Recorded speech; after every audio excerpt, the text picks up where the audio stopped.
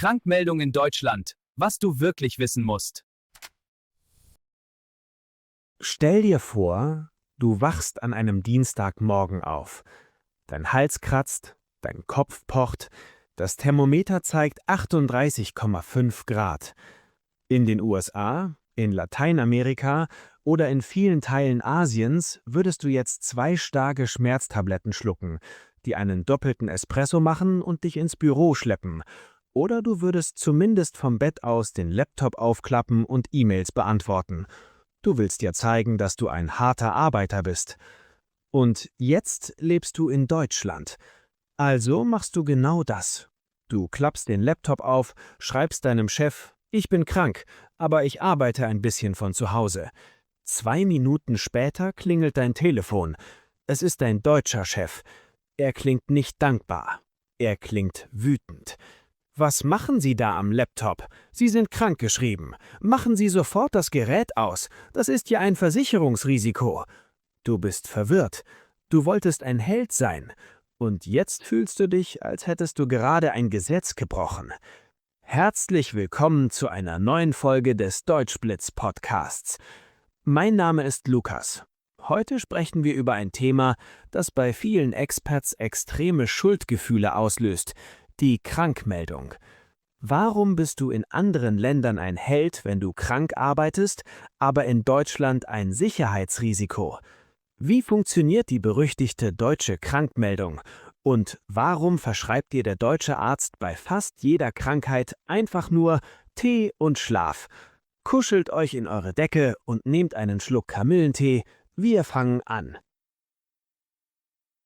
Wenn Expats in Deutschland krank werden, durchlaufen sie meistens 5 Phasen der Panik. Phase 1: Verleugnung.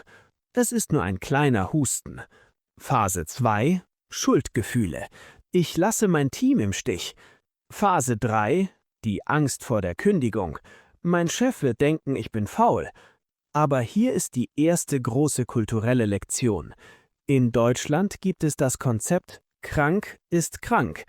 Das nennt man in der Soziologie Präsentismus, die Idee, dass man physisch anwesend sein muss, auch wenn man krank ist.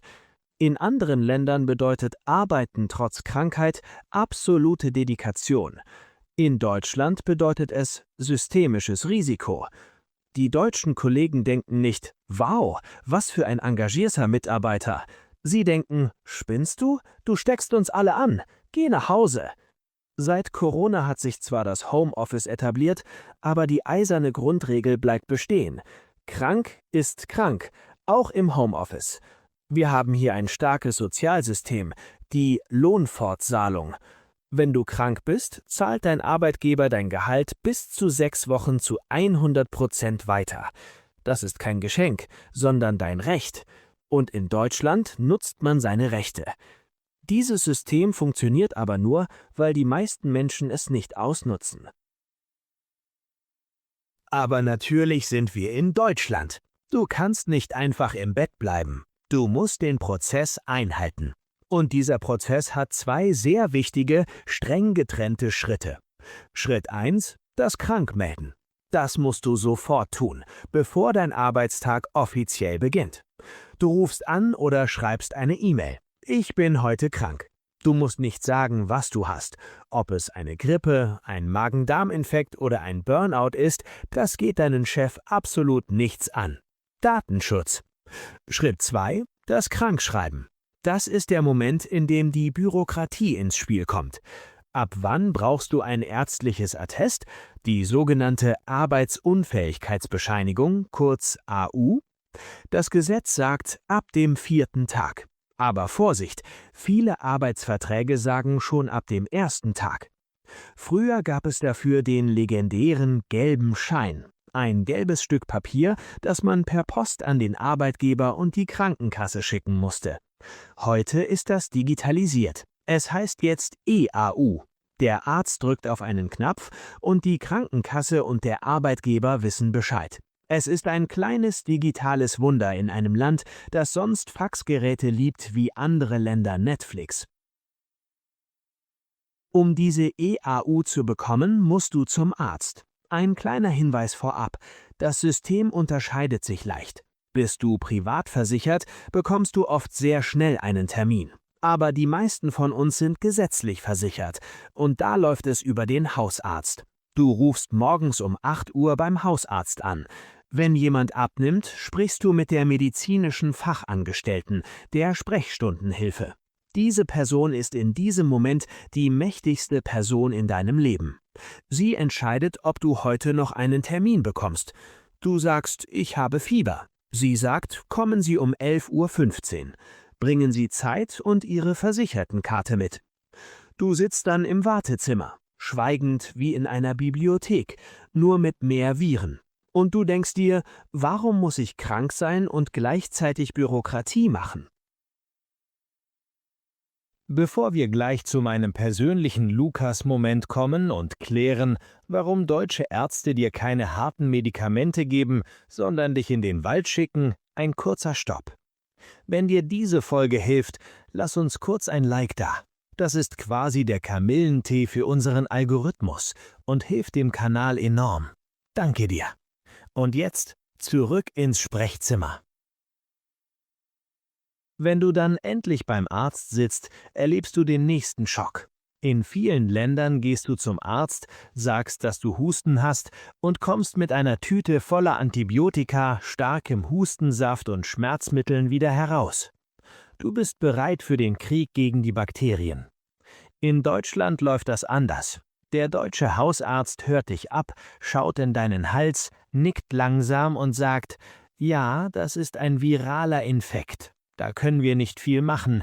Ich schreibe Sie für eine Woche krank. Trinken Sie viel Kamillentee, lüften Sie das Schlafzimmer und ruhen Sie sich aus. Du denkst, Tee? Ich brauche Chemie. Ich will morgen wieder arbeiten. Aber der deutsche Arzt glaubt an die Selbstheilungskräfte des Körpers. Antibiotika gibt es hier nur, wenn es absolut notwendig ist. Die deutsche Medizin sagt, eine Erkältung dauert mit Medikamenten 7 Tage, ohne Medikamente eine Woche. Also ab ins Bett. Ich muss euch gestehen, ich musste das auch erst lernen. Ich war in meinem ersten echten Bürojob. Ich hatte eine schwere Grippe, war offiziell krankgeschrieben, aber ich dachte, ich bin wichtig, das Projekt darf nicht stehen bleiben. Ich lag im Bett mit Fieber und beantwortete E-Mails. Ich fühlte mich wie ein absoluter Leistungsträger. Am nächsten Tag rief mich mein Kollege Thomas an.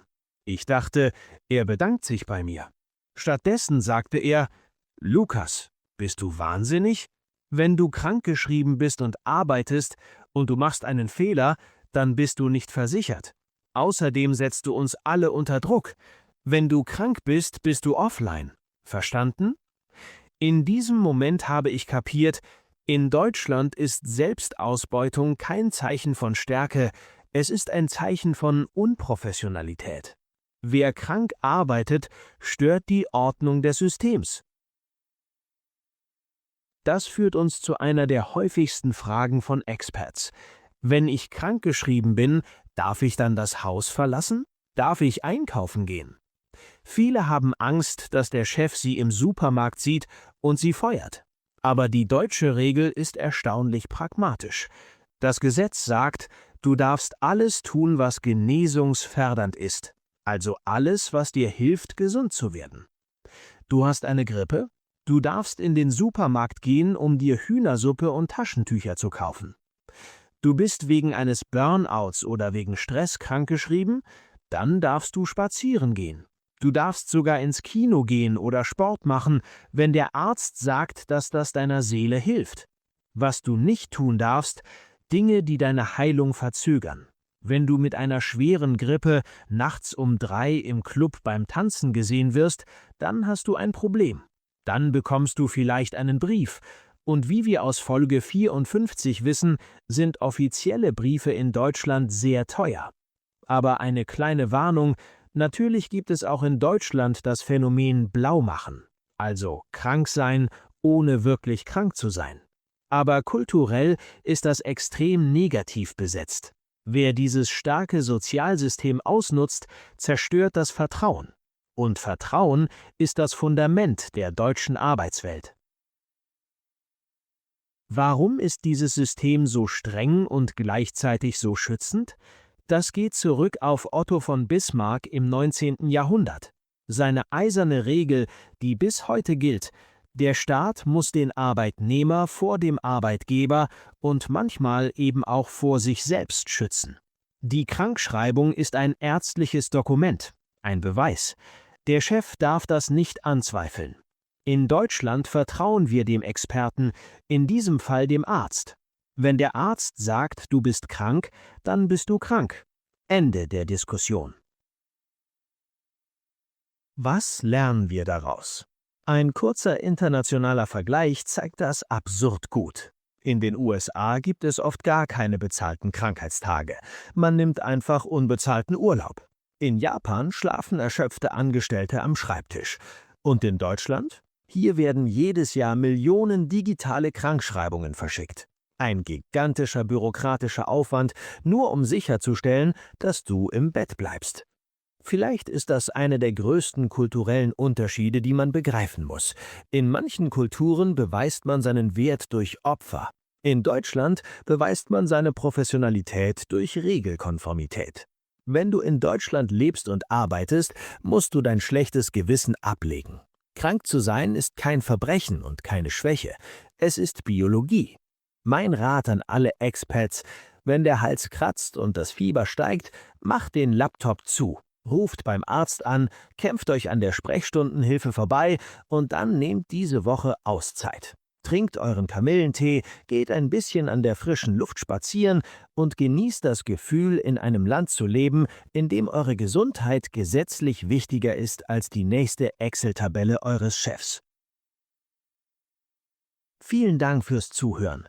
Ich hoffe, diese Folge hat euch ein bisschen die Angst vor der nächsten Erkältung genommen. Vergesst nicht, diesen Kanal zu abonnieren und die Glocke zu aktivieren. Schreibt mir in die Kommentare, was war euer größter Kulturschock beim deutschen Arzt? Habt ihr auch schon mal versucht, krank zu arbeiten und wurdet vom Chef nach Hause geschickt? Teilt eure Geschichten mit uns. Macht's gut, bleibt gesund und wenn es euch doch mal erwischt, Laptop zu und ab ins Bett. Tschüss. Tschüss und bis bald. Vielen Dank fürs Zuhören. Abonniert für mehr.